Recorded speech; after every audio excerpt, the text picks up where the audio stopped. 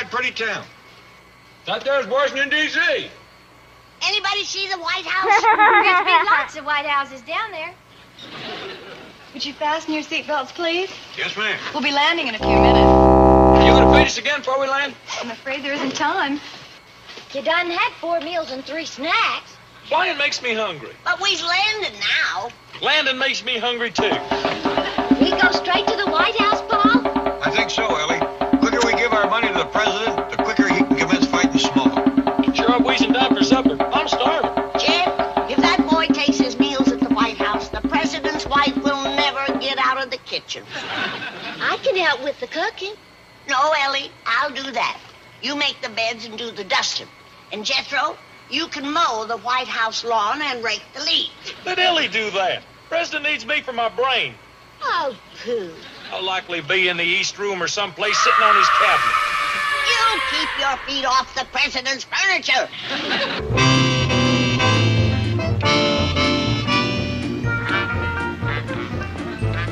Looks like we made it. The claimants aren't here yet. See you at the hotel. Shifty, what if they don't show up? They'll be here any minute. I checked their flight. How are you going to get past the guard? I'll handle it. It's important for the Clampets to see me coming out of the White House. Okay, good luck, honey.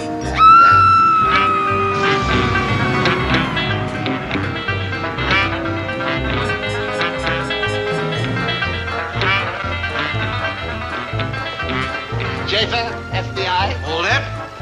What is it? What? The president is waiting. What is it? I need to see your identification. You don't recognize me? No. Good. I told J. Edgar this was a perfect disguise. See you later. Hold it. Look, you're delaying high-level meetings. Now, what do you want? I want to see your pass. My pass? Of course. My pass, but... How do you know? I must have left it on the president's desk. I'll go get it. Hold it! Now, what is it? I can't let you in without a pass. Is that your final word? It is. Excellent. You have passed the test with flying colors. Congratulations. Now, let me see now. You are guard number 16, Eastgate. It's A1 rating. The president will be pleased. Now, don't be surprised if there's a little something extra in your stocking at Christmas. Hold it! Now, look, you have proven your efficiency, my good man. Don't press your luck. I may drop you to a B+. Just candy canes and bubble gum in your stocking. Beat it. Beat it? Careful. One word from me, and you'll be guarding a government igloo in Iceland. I am going to count to 3 if you are not gone. Never mind. I think my pigeons have just flown in from the West Coast. Dandy big house the president's got. Nice big yard, too. Lots of room for critters. Reckon he's got a garden and chickens? Likely out back. Well, here's all our stuff. Here, Mr. Taxi driver. Thank you. Tell me, what time is the next public tour of the White House? 3 o'clock. Yes, remember that. I'm going to ask questions later. Tell the president I'll be there. Mr. Schaefer! Honest John! Well, bless my soul, if it isn't the Clampets. What brings you to Washington, of all places? We's here to see the president. We want to talk to him about the swamp. He's gonna help get rid of the stuff. What a coincidence. You just appointed me chairman of a very special committee for that purpose. I'm ready to give him my money if I just need help. Another coincidence. Just happens to be the function of my committee. Hey, we God! I try to do my humble bit. Shall I make out the check to the president? As a matter of fact, the check should be made payable to my committee. What's that? Citizens Against Smog Horror. It's quite a lot to write. Just use the initials. Fine. Citizens against smog horror. Shall I make it for the whole 95 million? No. That might be a bit hard to handle. What do you mean? Well, you see, other public-spirited citizens not as wealthy as you might be embarrassed and not contribute at all. Well, we don't want that to happen. I'm glad you understand. Give him $5, Jen. Lots of folks got that much. On the other hand, let's not go too far the other way. A little friendly embarrassment never hurt anybody. How about starting with $1 million? Excellent. Just the right amount to get the ball rolling. That's 1, comma, not, comma, not, dot, not. Boy's got a great head for ciphers, ain't he? He's a real knothead. I hope that prime's pumped. Beautiful. The president will be delighted. Are you going to show it to him? At our afternoon meeting. What time is that again, my good man? 3 o'clock. Tell him to be on time. I'm a busy man. You must know the president pretty good. Pals, buddy. Well, why don't you take us to the meeting with you? We'd like to say howdy to him. And he'd like to say hi-dee to you. Golly. However, the Secret Service requires security clearance. Will that take long? Do you happen to have birth certificates, color photographs, passports, and a complete set of fingerprints with you? Why, no, we ain't. Well, I'm afraid it'll take a while. Meantime, I'll put you up at a nice, comfortable hotel. Here! Taxi!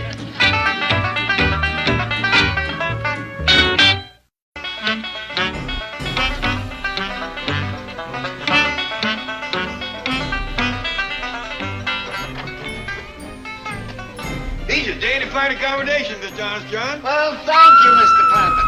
Here, let me show you something.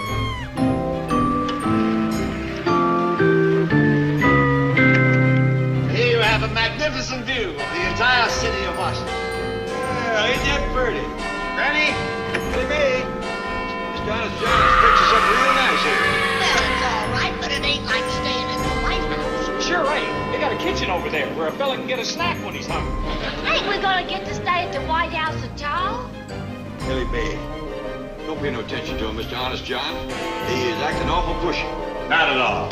As soon as I have straightened out the matter of security clearance, I'm sure the president and his wife will issue you a formal invitation. Well, you tell them that they ain't taking in a family of freeloaders. We'll pitch in and help with the housework and the chores. I'll make that matter crystal clear to him. We're obliged to you. Glad to do it. Pay no attention to him, Mr. Honest John. He is acting awful pushy. Not at all. As soon as I have straightened out the matter of security clearance, I'm sure the president and his wife will issue you a formal invitation. Well, you tell them that they ain't taking in a family of freeloaders. We'll pitch in and help with the housework and the chores. I'll make that matter crystal clear to him. We're obliged to you. Glad to do it. See you later, friend. 50 bags, Like $1 million. Here it is. $1 million. Beautiful. I can have us packed in 5 minutes. Wait a minute. Where are we going? Mexico, Venezuela, you name it. Flo, there are 94 more where this came from. Now, don't get greedy. Let's take our $1 million and play it safe. Maybe this is a chance of a lifetime. Think big. I'm thinking big. We could get 20 years apiece. Thanks. I got those hillbillies in the palm of my hand. They're grapes, waiting to be picked. How? Well, I got $1 million for Smog. I'll get $1 million for something else. How? I'll think of something. I'll sell them the White House. How? How? You sound like an Indian. That's it. You're gonna be an Indian. What? It's beautiful. They'll love it. You are the last of the Columbia Indian. And that, dear friends, is why the president is embarrassed to invite you to the White House. You mean he don't even own the house he lives in? Not so much as a stick of furniture belongs to him. That's terrible. No wonder he ain't asked us to stay. I'd feel the same way in somebody else's house. Who owns it? The White House stands on Indian ground. No. Yes, this entire area was once occupied by the Columbia Indians. That is why, to this day, it is called the District of Columbia. Well, can't the government buy from the Indians? There's only one surviving member of the Columbia tribe, and she refuses to sell. She? Yes, the ancient and noble Princess Sitting Law. Right noble name. A proud and defiant woman. Not all the pale-faced pony soldiers can drive her from the land she feels is rightfully hers. Why won't she sell? Sitting Hawk does not trust politicians. She says they speak with forked tongue. Well, can't the president get her to sell the White House to him? Every chief executive since Lincoln has tried. Lincoln. How old is she? Well, no one knows for sure, but at least 150. Indians does live a long time. She wouldn't even sell the Lincoln? Well, she likes certain things about him. The fact that he was tall. Indians does live a long time. She wouldn't even sell the Lincoln? Well, she likes certain things about him. The fact that he was tall, simple man, humble, honest. I would say that Lincoln and Teddy Roosevelt have come closest to impressing Princess Sitting Hawk. She favored Teddy, did she? Well, he was a rugged outdoor man. She admired that. She liked his mustache. She called him Chief, hair on the lip. Them two was the only ones that come close, huh? Yes, if there only existed a man who combined the qualities of both. Tall, simple, humble, honest, a rugged outdoor man with a mustache. You're describing Jed? One who had never been involved in politics. That's Jed. Who? Jed Clampett. He's sitting right here. Now, Granny. By Judge, I think she's got it. Shucks, no. Did you hear that? Shucks. No. It says everything. He's simple, he's humble, he's honest. He's tall, and he's got hair on the lip. He's our man. Forget it. I can't handle nothing as important as this.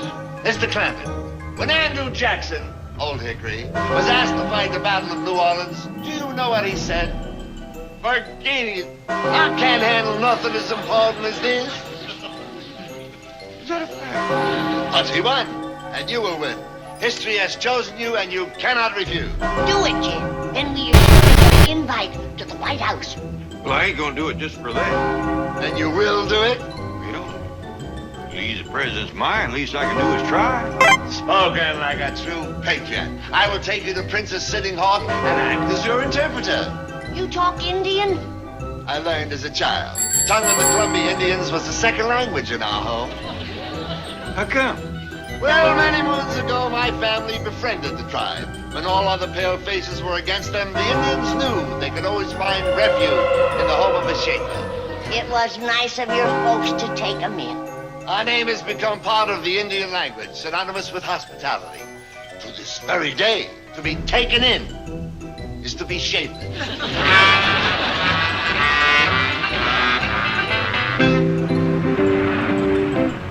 Look, Jed, I think I see her. Is that her, Honest John? Yep, there she sits in front of her lonely teepee. The last of the noble Columbia Indians, the ancient and venerable Princess Sitting Hawk. Does she sit there all the time? Day and night, winter and summer, rain or shine, she keeps silent vigil over her property. Think they'd let us stay in a White House? It's on her land. On the contrary, why, they have cannons to keep her out. Well, if that don't beat all. Cannons to keep out a poor old 150-year-old Indian woman. You can't hardly blame her for feeling spiteful. That's why she wears all that war paint. Wouldn't you if somebody pointed cannons at you? Now you have sympathy and understanding for her cause. She's going to like it. I feel it. Can we go talk to her now? I will ask her. Monongahela, Hiawatha, Nantucket, Powwow. Monongahela, Nicomas, Powwow. She has agreed to a powwow. Chattanooga, Choo-choo, Paleface, Cayuga. What'd you say? I told her you were very friendly. Good. Pale face. Sequoia. She says you're tall. She likes that. Pale face. Ponderosa. She likes your mustache. Pale face. Tippecanoe. Shoshone too. She says you're a combination of Lyndon and Weston. That's right, Cayuga of her. Pale face. Potawatomi? No, Potawatomi. What was that? She wanted to know if you're a politician. Tell her I'm a farmer. Paleface, Manitoba. Ah, Tallahassee. She's very pleased. Tell her I'm a doctor. Pale-faced squaw, Sunni. Sunni. She's very impressed. I didn't get no Tallahassee out of her. Tallahassee. That's better. Sass. Catch-a-lot. She has invited us to sit down. Well, maybe we better get down to business. Ask her if she'll sell me the White House property. I'll do that. Yeah, tell her if she does, I'll do my best to shape her. What? Take her into the White House. Oh, yes. But, Jed, we ain't been took in ourselves yet. Don't worry, dear friends. Before this day is over, I promise you will be thoroughly shapen.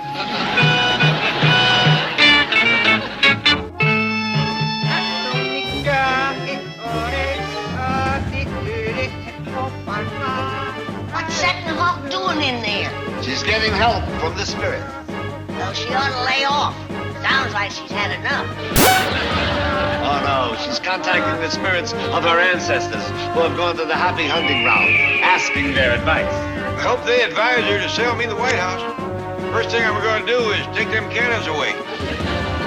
Yeah, looking down the mouth of a cannon every day must be awful scary. Not the Sitting Hawk. She is fearless. Even General Custer couldn't drive her from this spot. He tried, did he? Rode in here with his cavalry, yelling, shooting, waving their sabers. But she never budged. Spunky little woman. Her bravery so impressed General Custer that he called her Courageous Adversary, a name which has stuck to this day.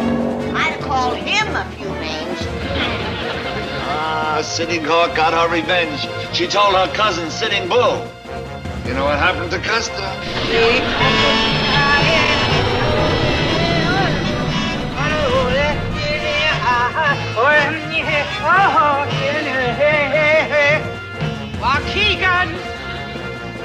What's that? The deed to the White House. Oh, good. Sitting Hawk. Poughkeepsie. Pale-faced Sweetwater. Sequoia.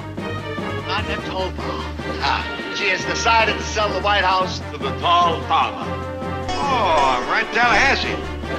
Ask her how much she wants for it. Yucca Uno alligator. He and the spirits have arrived at the price of $1 million. Tell her it's a deal. Caracas. Venezuela. Write the check. Oh, shall I make it out to Sitting Hawk? Yes, but include the name bestowed on her by General Custer. That's Courageous Adversary Sitting Hawk. I don't hardly have room for that. Just use the initials. That's the custom here in Washington. Courageous adversary sitting. Oh, Well, what do you know? Comes out just like the other check. C-A-S-H. What a coincidence. Ain't Setting Hawk gonna get the money? Of course, but first I have to change it into beads. Here, here's your key.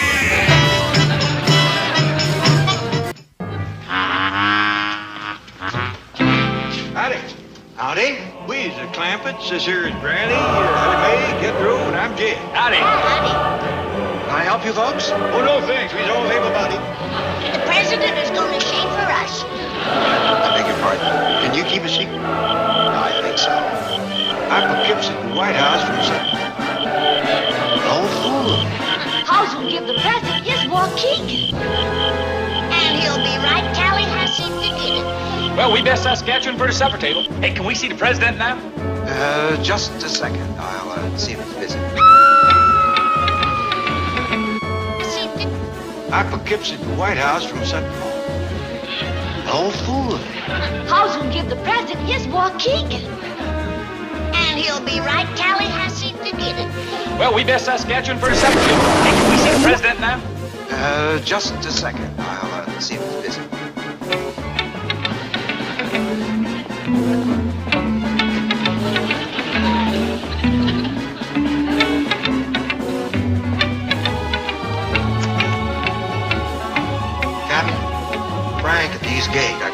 Dean Lorraine's here. Okay, but hurry.